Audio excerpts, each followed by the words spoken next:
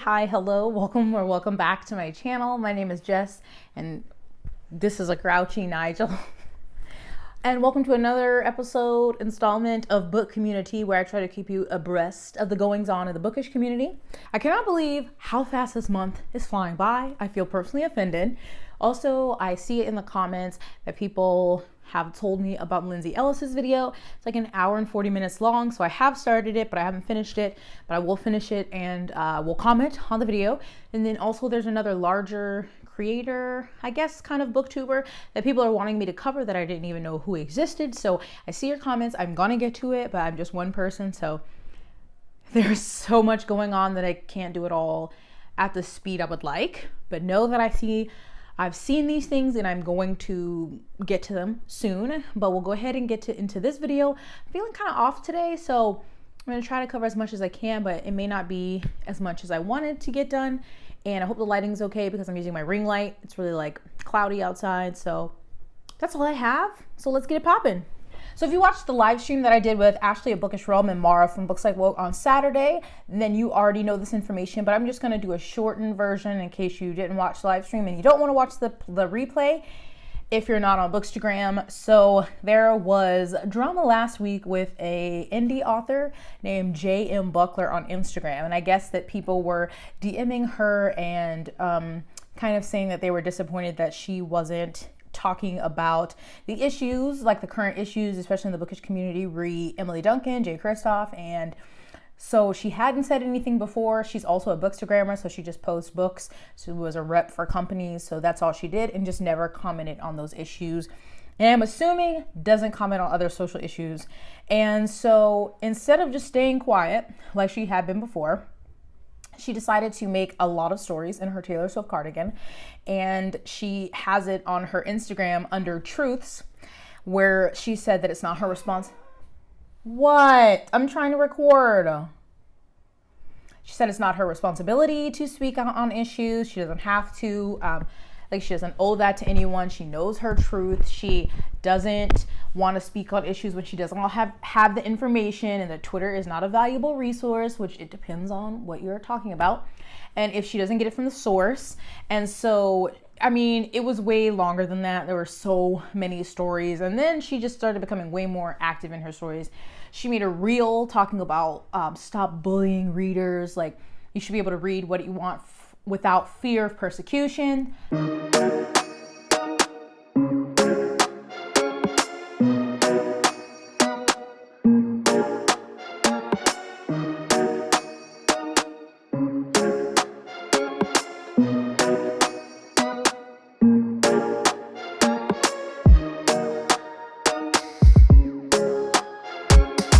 That blew up. A Black bookstagrammer went live to kind of comment on her stories in this reel, and she was very upset, which she had every right to be. So she referred to J.M. Buckler as a bitch a couple times.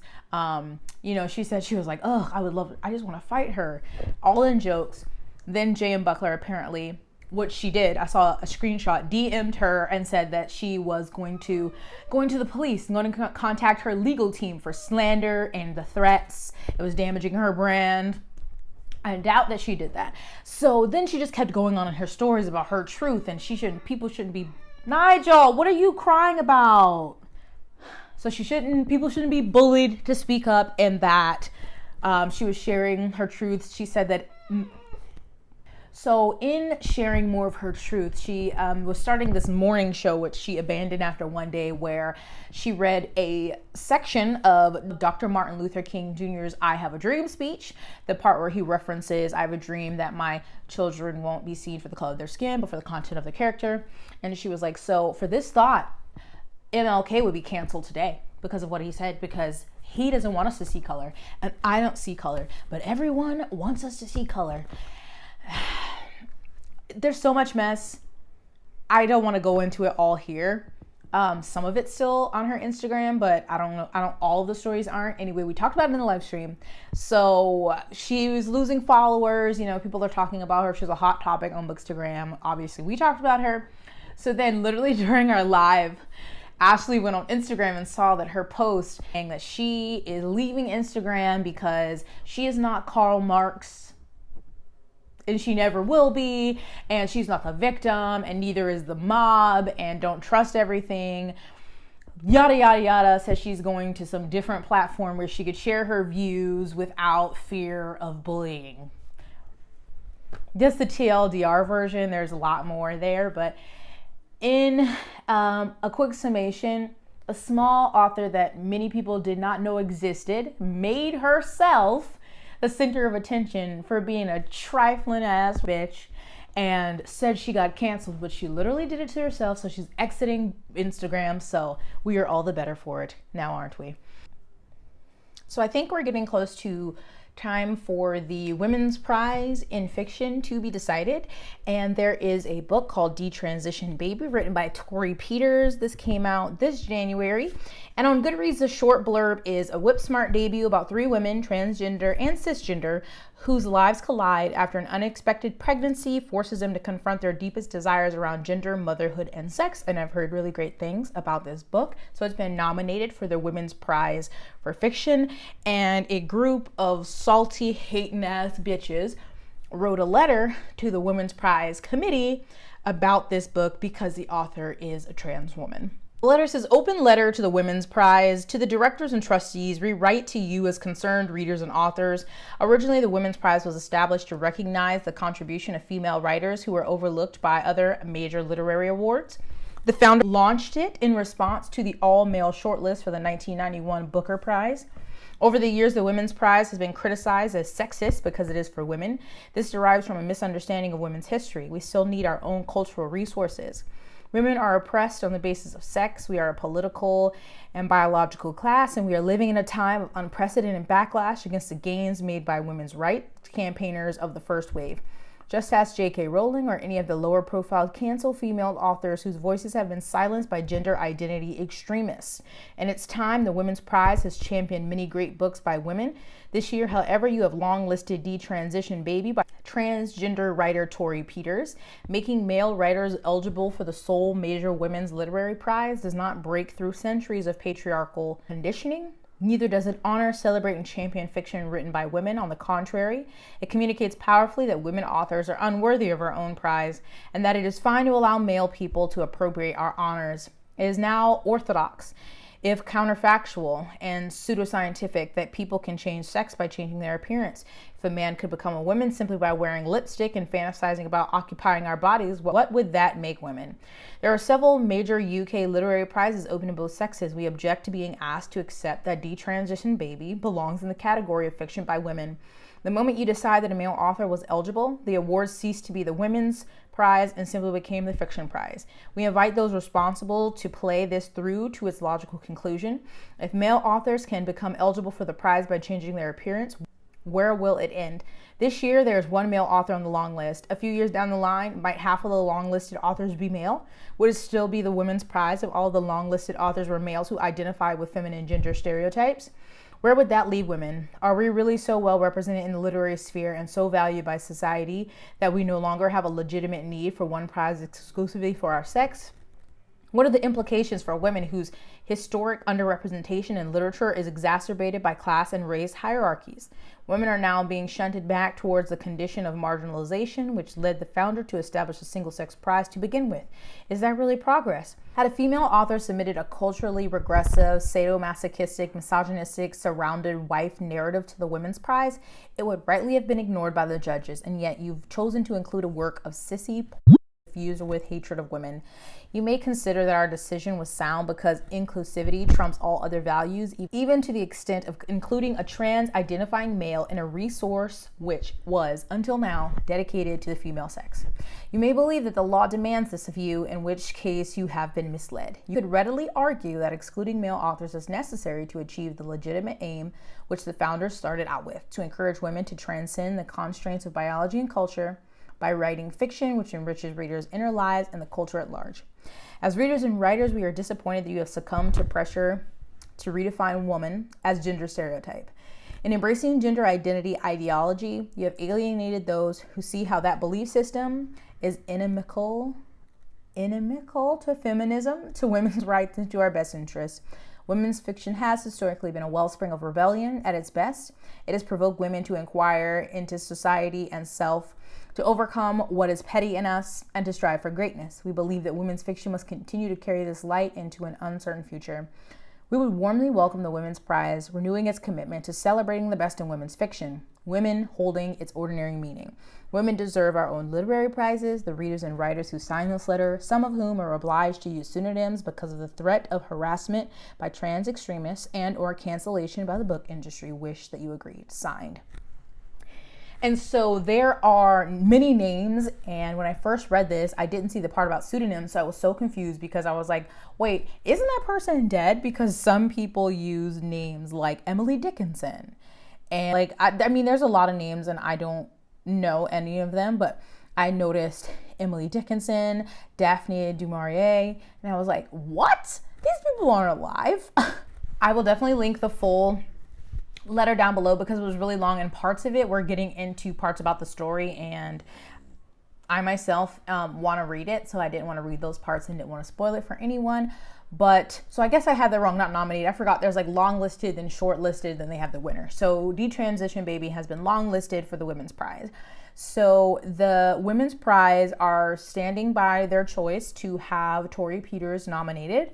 So on April 7th, the Women's Prize statement said, the Women's Prize for Fiction has always aimed to honor, celebrate, and champion women's voices. We are immensely proud of the exceptional and varied long list selected by our esteemed judges this year and are fully committed to supporting the books and authors they have chosen. The prize is firmly opposed to any form of discrimination on the basis of race, age, sexuality, gender identity, and all other protected characteristics, and deplores any attempts to malign or bully the judges or the authors. The prize's eligibility rules remain unchanged since it has launched 26 years ago. Anyone who is legally defined as a woman can be entered for the prize by a publisher. The prize's terms and conditions are very clear, and the word woman equates to a cis woman or a transgender woman who is legally defined as a woman. The Women's Prize Trust, the charity behind the Women's Prize for Fiction, is legally bound to gender definitions as set out by law by its charitable articles and the endowment fund from a private donor which supports the prize. I think also, this happened last year. There was controversy or like an issue around Akwaeke Emezi because they were long listed for one of their books. But then the Women's Prize, I guess, were saying that they weren't legally defined as a woman. So then I think their book got taken off the long list, or I think Akwaeke Emezi might have withdrawn the book because of their whole mess. So I guess for legal purposes, Torrey Peters is legally defined as a woman. So Detransition Baby is still long listed for the Women's Prize.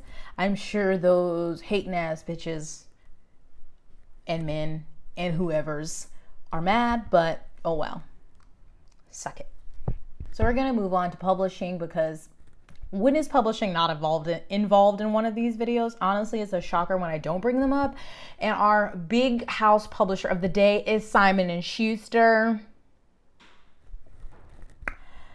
So just a refresher that last year on May 31st, 2020, Simon & Schuster, it was on the website, on their Twitter account, hashtag Black Lives Matter.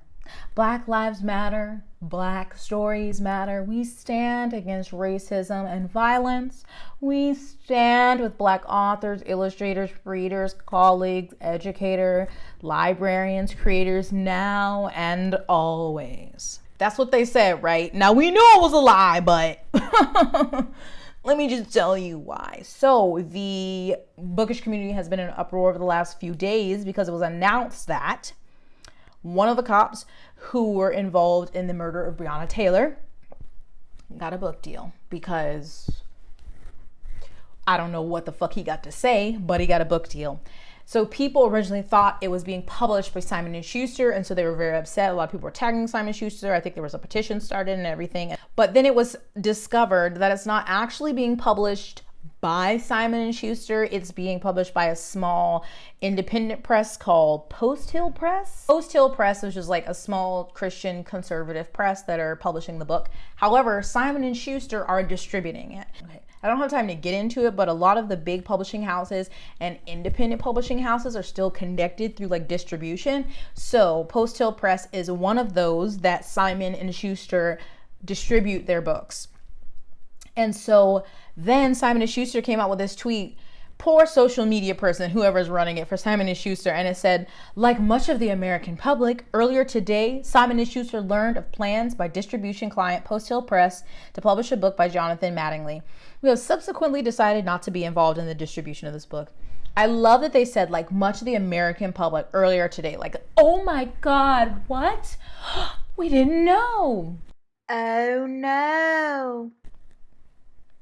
A fucking goddamn mess. So they're no longer going to be distributing that book, but that's it. They are not breaking their distribution contract with Post Hill Press, which I don't know how much money they actually make from that, but they still want money, so they're not breaking that. They're just not going to distribute that one book.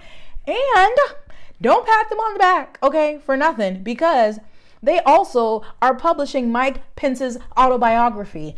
Okay, on April 8th, Publishers Weekly says, Simon & Schuster Senior VP Dana Kennedy acquired a currently untitled autobiography by former Vice President Mike Pence.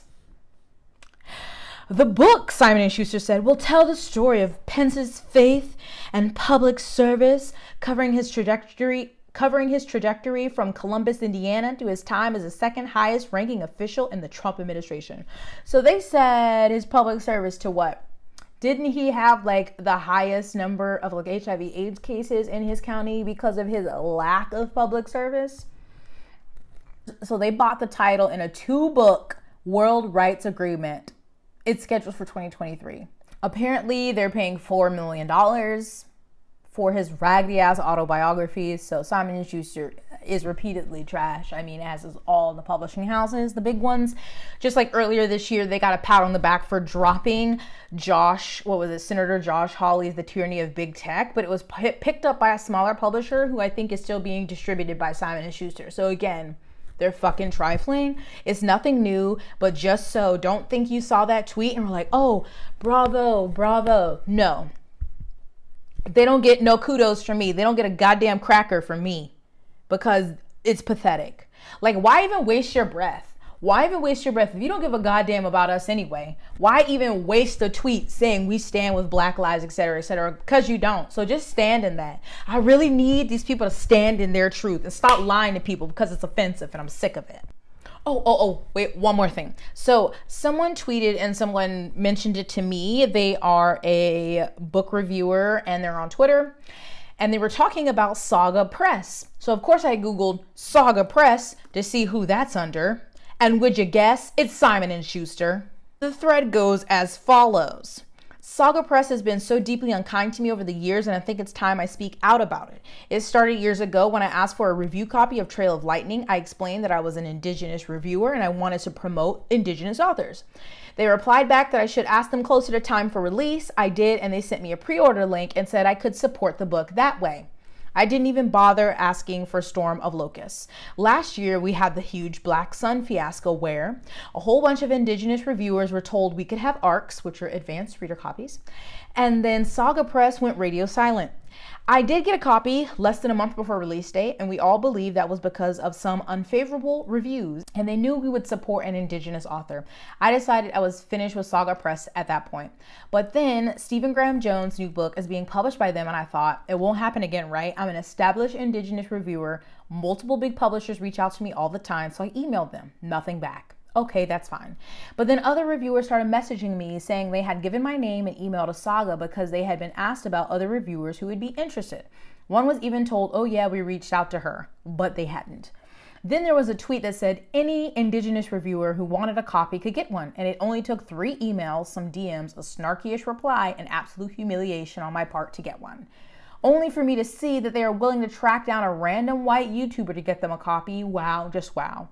There are other Indigenous reviewers going through similar stuff with Saga, but I can only speak for myself when I say Saga Press has been continuously anti-Indigenous and how they handle giving out review copies of Indigenous authored books and how they treat Indigenous reviewers. It shouldn't be shocking that they are comfortable profiting from Native work and still act like this, but I don't feel entitled to ARCs. I do feel entitled to basic respect, especially if you're lying to people about reaching out to me. I can't tell you how many people have said, I think you're blacklisted, and I have no idea why, other than introduce myself as a Native reviewer. Anyway, Saga Press, you have humiliated me for the last time. And that's fucking trash. And of course, they are a imprint of Simon & Schuster. But that's such bullshit. Like, don't lie. Like, again, say it with your chest. Stand in your truth, okay? If you're gonna be a piece of shit, just be a piece of shit. Don't lie to people. Why are you lying? And it's so important, I think, especially for marginalized works to get out to the group that identifies with that work, because those are such important reviews. Like, when I was reading The Only Good Indians, I sought out Indigenous reviews for things that maybe I didn't understand because I couldn't relate to them, and I was like, okay, that makes sense. So I think that's so important. They're going to connect more likely with the story and understand what the author is trying to portray in their story. Whereas something like maybe an Indigenous story, you get it to a bunch of white reviewers who don't understand it all, and they're like, this was disappointing, or this was I really didn't like this. This was confusing. This was slow. This didn't make sense.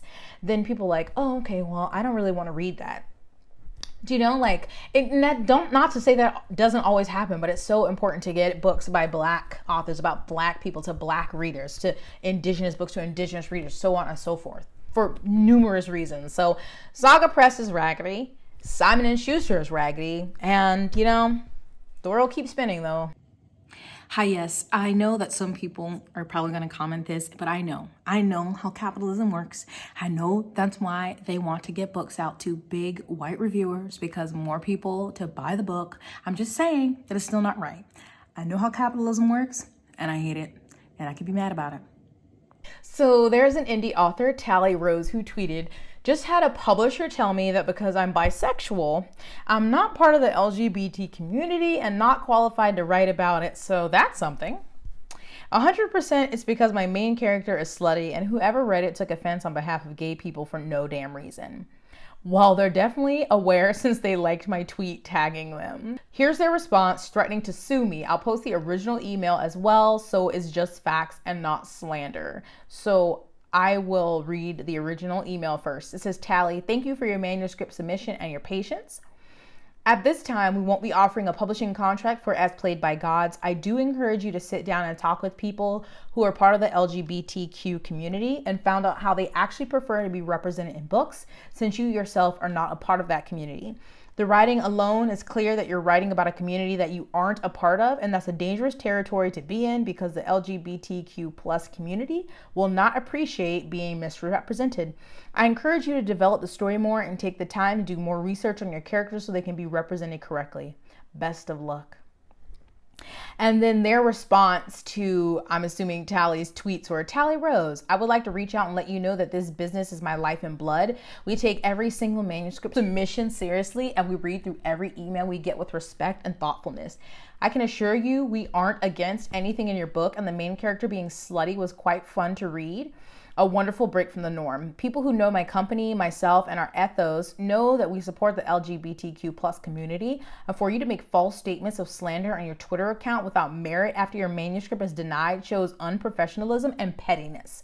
We did not say that you're not bi enough to be part of the LGBTQ plus community, nor is that up for us to judge. I can assure you from here on out, no other authors will receive any constructive feedback from us. I politely ask that you refrain from slandering our business on social media accounts without merit, or we'll have to take legal action. Right on, Megan Hearn, CEO and owner." Woo, child. Yeah, it's just like, how do you say that it's not, like, it's clear from their writing? How do you tell? That just seems like weird criticism. And did they think she wouldn't show that email? So Hearn Publishing did issue like a statement. I won't read the whole thing, but I'll link it down below. And they said, "Recently we were in the wrong with an author, and we'd like to formally apologize and explain ourselves." So they said, "Upon reading it, we did research on the author to find that on her author website, she looks to represent herself as straight, which we also found on her Instagram. We found other previously published books with reviews that also stated her books were misrepresented as LGBTQ plus when they barely had representation in them." And then they go, "We should have never made those judgments or assumptions. For transparency, here's the email that was sent to the author." And so they said they will never be making a mistake of us assuming someone's orientation. Additionally, we'll be hiring outside sources to educate our entire company on how not to marginalize someone, even accidentally. It is unforgivable and has never been something that's part of our ethos. So there's that. The yikes. So if you want to read As Played by Gods, keep an eye out. Maybe follow Tallie Rose on Twitter so you can get your hand on it. And Megan Hearn, girl, what you doing? Ma'am. So this is a bit older, but I'm just now getting to it. But this was at the end of a March that someone tagged me in something about a magazine called Dark Matter Zine. And apparently they published like an article or a blog post on their official stance around Own Voices, and it's not a great look. So this tweet thread starts with, it's really disappointing to see an SFF publication say that its official stance on writing Own Voices is that an author must be out about their marginalized identity in every aspect of their life before they can use the hashtag to describe their work. So they have excerpts from the article, and there's a lot, so I'll link the thread where they have all the screenshots included. So I'll read parts of it. Over the years, I've had conflict with a number of authors about whether or not they are Own Voices author and whether or not they're appropriating or misappropriating other stories. Many authors claim identities when it's convenient for them, when they stand to sell books or get a publishing opportunity. These same authors will not at other times identify as disabled. They won't tick the disabled box when it might lose them a job. They won't tick the disabled box when they might miss out on opportunities. They see the identity as a treat box when they can dip into it at will but pass on it when it's inconvenient. And yet they want to use Dark Matter Zine, my platform, to wink at audiences, implying and claiming an identity that they will shed like a coat when the weather is warm. Cherry-picking identity is not limited to disability, nor are the consequences of owning a marginalized identity. The beautiful image below is also tragic. It commemorates LGBTQIA shooting deaths. The disability clothesline that commemorates disabled people's deaths in Australia is equally poignant, although their image isn't as pretty. The Black Lives Matter movement has loads of logos, shirts, etc., and I'm sure there are a significant number of other minority groups suffering violence who are likewise raising awareness. Meanwhile, authors say, today I'll be disabled, but not if it means I miss out on opportunities. They say I'm queer, but not when it's convenient. Or I'm black, but I will pass for white whenever it benefits me. Every person who does not have a choice misses out on these opportunities. If you have a choice, then you do not understand what it is to be hemmed in without choices. If you have a choice and you shed an identity like dirty clothing, then you are not an Own Voices author. Another tweet said this author uses her disability to construct a punitive framework of what disabled identities she considers valid, then projects it on every marginalized group, including one she can't speak for, to define marginalization only as suffering. This says various identities are, like disability, cherry-picked by authors. Let's see. These authors feel those identities benefit them on occasion, but when those identities are likely to cause inconvenience or to make the authors suffer discrimination, then those same authors conceal those identities. They want to claim to be Own Voices author, and they want to disavow that identity when owning that identity does not suit them. I use disability as an example, but this equally applies to being LGBTQIA, aka queer, Muslim, a person of color, and so on. If you're passing as straight or are religious or a conforming religion or white, then you don't get the full technicolor violent experience of the identity you're claiming. You are not an Own Voices author if you don't own that identity all the damn time. The author uses most of this essay to explore how her disability affected her life, which is genuinely challenging, and talks about how hurtful it is when people with less severe versions of her disability claim to understand her experience. However, this does not mean disabled people who don't have her exact experience aren't disabled, and it definitely does not mean she can project this into every single marginalized identity in the world. Thus, authors lay claim to being Own Voices authors to suck audiences in. But by hiding this identity, if indeed they have any claim to it, by hiding the identity, they discredit themselves and their claim. It's a con game to make money. Under this banner, any author who's ever found someone of their gender attractive could claim to be queer, while never having had a same-sex relationship, never having experienced coming out, never having experienced others' reactions to being non-traditional, non-conformist. It's a con. Far better to acknowledge that you're writing other stories than to falsely claim it as your own. Good grief. If you have a disability and you've written a book about a disabled character coming out of the closet, but you're not out of the closet, then you're not an Own Voices author. If you're in the closet and you wrote a coming out story, you are not an Own Voices author because you have not had that experience. Woo! Be honest and consistent. Stay in the closet if you will, but don't simultaneously claim to be an Own Voices author. You cannot have it both ways. This applies to all minority identities. This is the Dark Matter Zine's official position on this matter. So big yikes. So again, I'll have that thread with all those screenshots linked down below. I had never heard of Dark Matters Zine, but it's highly disappointing, and it ties back into a conversation we had in a CommuniTEA video a couple weeks ago where the OwnVoices hashtag has kind of become this negative thing where it started out to promote work that showed the author was from that marginalized group or had those experiences, and now it's kind of in some points looked at as a marketing thing, like, hey, look at this OwnVoices book, and has forced some people to talk about certain traumas or come out sooner than they were planning. And now this person is saying, like, you can't write this if you're not explicitly experiencing these exact things.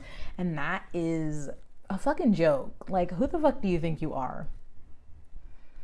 We should just call this episode of the Raggedy. Like, today is our theme today. Well, our theme really every week is raggedy people, so never mind. We need to, like, unclench your jaw, take a deep breath, relax your shoulders, because these people and their foolishness, I've had enough. I had a fuck enough. And sadly, will it change? I don't think so. Not with publishing. Fucking hell. We can't catch a break, can we? So, of course, let me know about any opinions you have to any of the topics that were covered today. Did you really think that I forgot about Lauren Hough? Nay, nay. Actually, yay, yay, because I did forget about her, okay?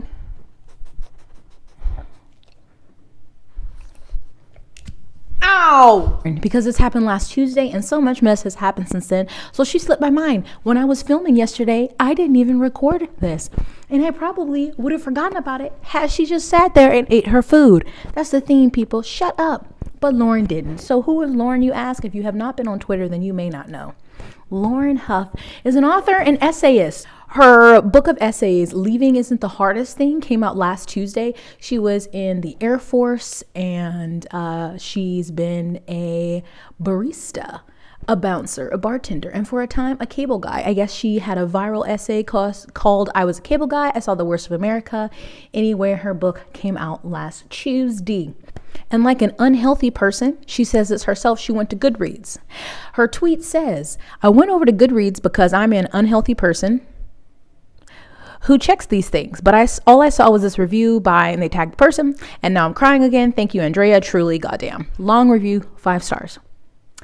In parentheses, glad to see most of the Goodreads assholes still giving 4-star reviews to show they're super tough reviewers who need to, like, fall in love, you know. Anyway, no one likes you.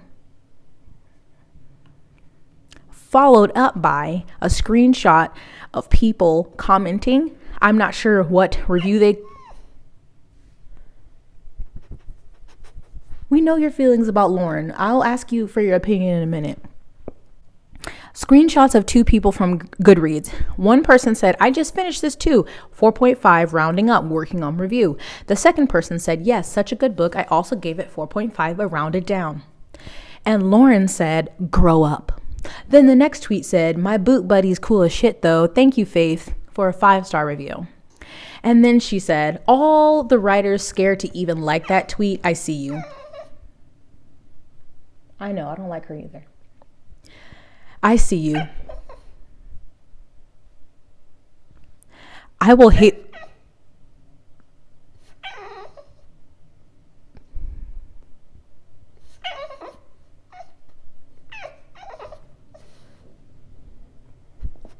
It's not a snack.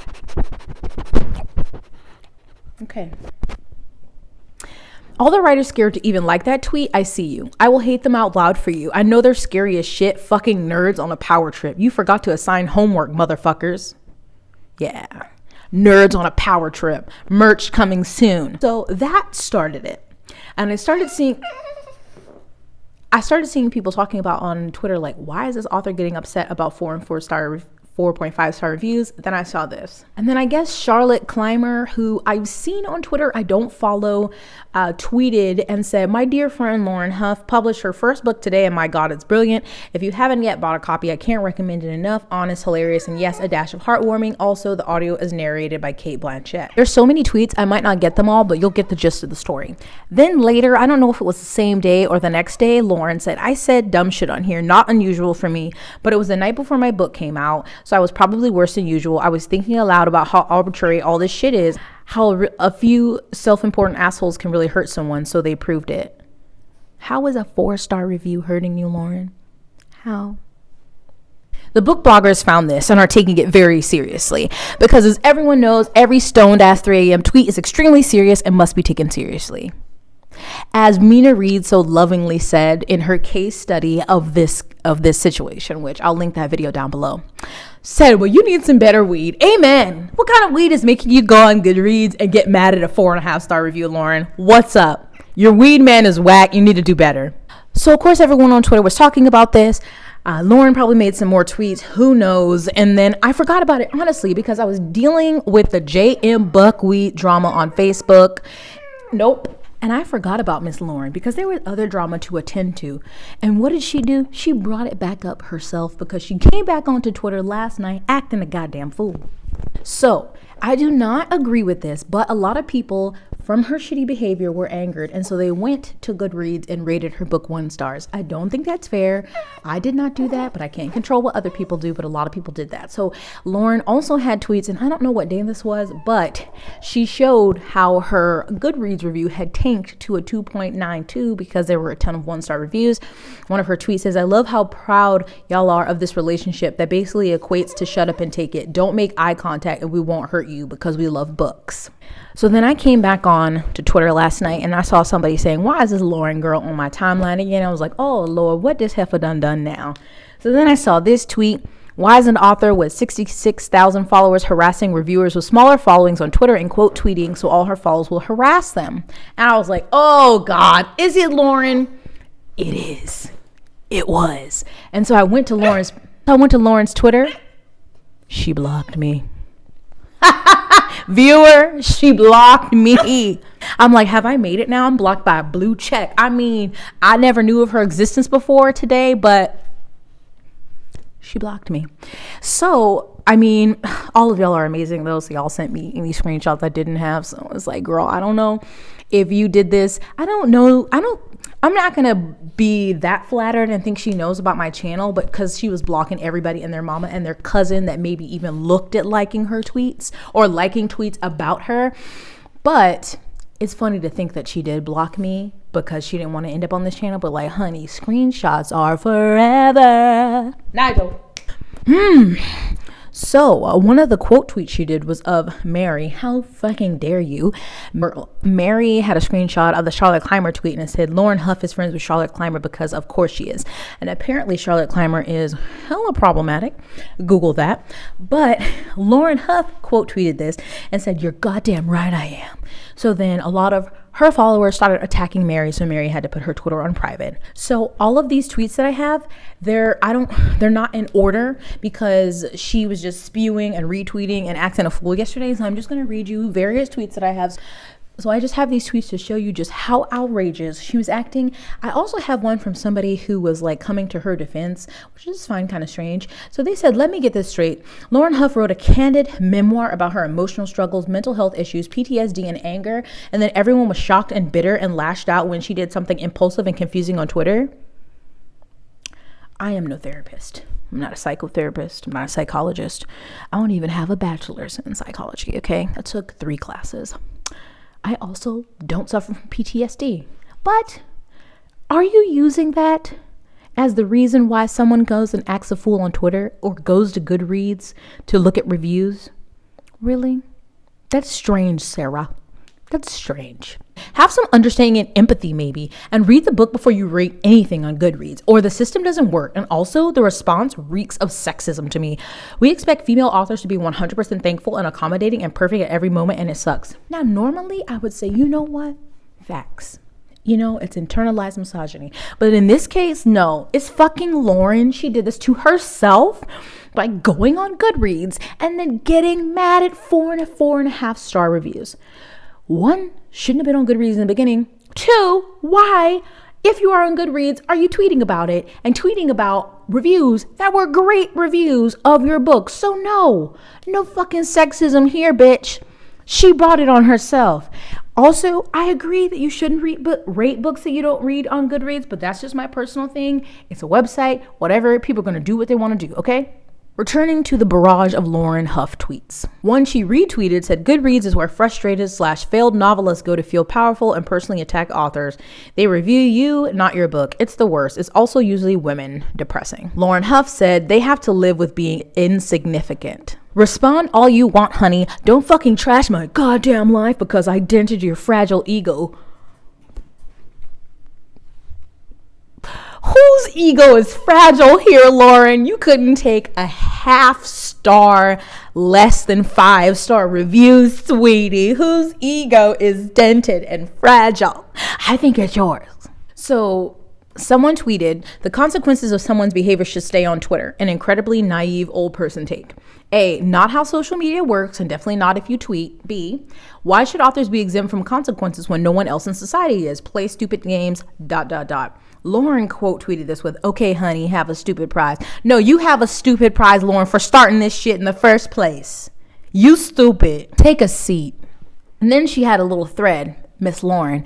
The rule is don't respond. Someone way back when called it don't feed the trolls, and it's true generally. I have tried. I really fucking did. Hired the friend to block people, kept my mouth shut, but it's my book they're trying to destroy. My fucking soul is in that book. So I'm done letting them kick me. Fuck it, I'm fighting. I don't fucking care how many times they post a screenshot. I shouldn't have deleted it, but it was the day my book came out and I wanted to be happy for one day. Let's stop here. The screenshot is, so originally when she was posting all this, someone was like, you're going to regret this later or something, and deleted it. She's like, if I believe what I said, I won't delete it. And then she deleted the tweet. And then she said, I shouldn't have deleted it, but it was the day my book came out and I wanted to be happy for one day. So why, sweetie, did you and your unhealthy ass go on Goodreads looking for reviews on your release day? You should have just reveled in that. Bought yourself a bottle of Prosecco or grape juice or whatever your drink of choice is and popped some bottles at your house and celebrated. Why would you go on Goodreads on release day if you wanted to be happy? Again, you did this to yourself. They think I was mad about a 4-star review. They're saying I threw a tantrum about a fucking 4-star review. They're saying posting a screenshot of the review in my feed was doxing. I'd like to know what they think the internet is.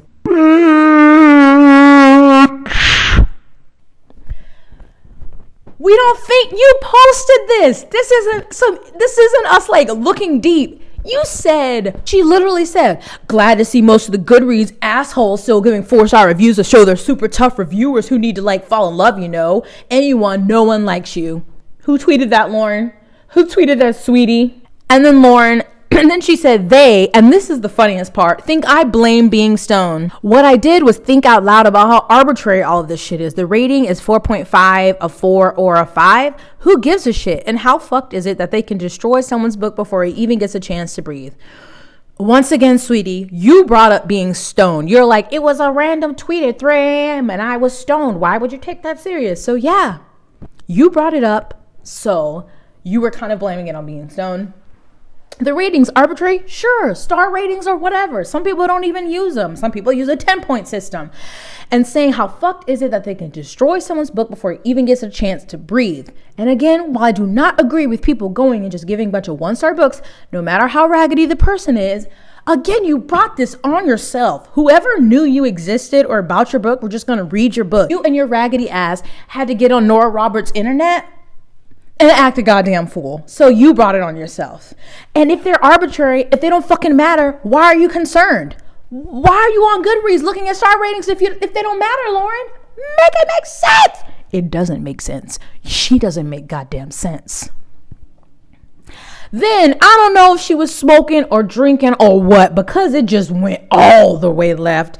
Because she quote tweeted someone that said, you literally put small reviewers on blast with your large platform. This is just you receiving the taste of your own medicine. Perhaps you should apologize to them. Actions have consequences.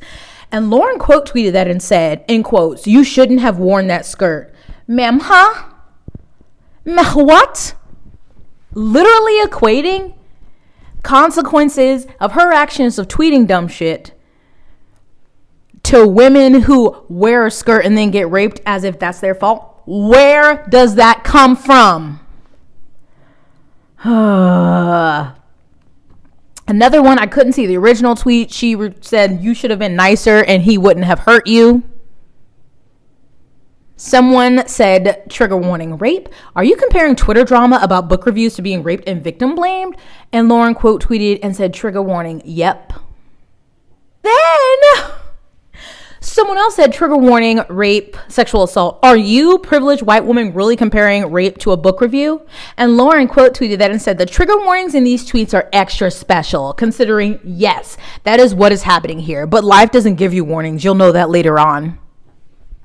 I really want to know if her publicist or her agent or any goddamn body didn't tell her not to go on Goodreads, or maybe that it's not a good look to be blasting reviewers on your Twitter profile. Did no one give you that warning? Obviously not, because now you here looking a dumb fool. Audacity to say that your book getting these reviews compares to sexual assault.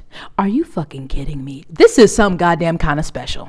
And she also tweeted, and I don't know what happens now. Goodreads is just fucking letting it happen. Thousands of people bragging they won't read the book.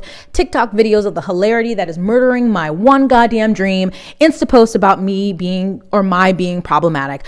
Because it is really goddamn fucked up that groupthink over on review Twitter can destroy a book before anyone even reads it. I called them assholes, so they decided to prove it. Once again, I don't feel a goddamn nothing for you. Nothing for you, honey, because you brought this on yourself. Hank Green added, I've always thought that complaining about irrational Goodreads gripes were very obviously an activity to only do in private. Of course, you complain to your friends. That's what you do when you're frustrated, but also being irrational. Thank you, Hank. I'm glad you understand. Once again, what's becoming a common theme here? Where's your group chat? Why don't you have friends? Catherine Valente said, exactly. I know we're not allowed to go to the bar right now, but this is a conversation you have at the bar with your friends who know and love you. Although honestly, not for 4.5 stars. I'm so happy to get 4.5 stars. And then I love when different Twitter sections I follow intersect. Like, they don't often do, but sometimes, like, obviously, like a movie and book Twitter can overlap. But I follow Cora Harrington, who she has like her own lingerie company, and she talks about fast fashion and stuff like that. Not a book account. But Cora said, is the Lauren Hough being dragged today the same Lauren that was out here gatekeeping who gets to call themselves gay back in 2019 and basically erasing femme lesbian identity? That Lauren? Because I haven't forgotten. And now that Lauren, who had no problem criticizing someone who she thought wasn't gay enough, is now having some issues with being criticized. That Lauren? My, look how the tables turn when you do fuckery and the fuckery comes back to bite. You raggedy bitch. I added that last part in. Someone said she's always on some fuck shit. I got in a fight with her about racist white women and she blocked me. And Cora said, I believe you. It was my friend she was out here slandering on Patti LaBelle's internet 2 years ago, and I have not forgotten. Not on Patti LaBelle's internet. The disrespect. TJ Clune, the author of The House is Romancy, tweeted, witnessing a verified author with 60,000 followers tank her new book release by publicly going after people who rated her book 4 stars is painful to watch. Authors, some advice: reader reviews are not for you. They are for readers. Thank you, TJ. He also said, this is a book published by a big publisher. I can't help but feel bad for the dozens of people who worked on it in some form, only to have the author turn around and do this. Editors, publicists, marketing, design, everyone has a hand in it. It would be a slap in the face. Lauren said, here's some advice. Don't attack a fellow author. Motherfucker sees a woman being swarmed and decides to pile on. Good instincts there. Super good guy. You should be very proud. Don't do that. Don't do that, Lauren. What's that TikTok? Don't do it, girl. Don't do it. And Lauren's like, I already did it, girl. Do not come for TJ, boo. You came for your own self. No one sent for you. Nobody was checking for you, boo. Nobody. But here you come because you needed to feel some attention and you got it and now you're crying. I feel nothing for you. And finally, Lauren said, because some people were like, is this a marketing strategy? It has to be at this point, which honestly, I hope for her sake, because if not, the foolishness. And Lauren said, I like that my new marketing strategy is buy the worst reviewed book in the history of Goodreads. Literally, Hitler has better reviews. You'll love it. And that is the saga of Lauren Hough. Didn't know about her before, don't care about her now. And I'm blocked on Twitter, so, but there is another case study, if you will, to join Mina's in how to ruin your book release in one day, how to ruin your career in a few days. There may be a movie about this. I would like to be a part of that movie. Please and thanks. Bye now.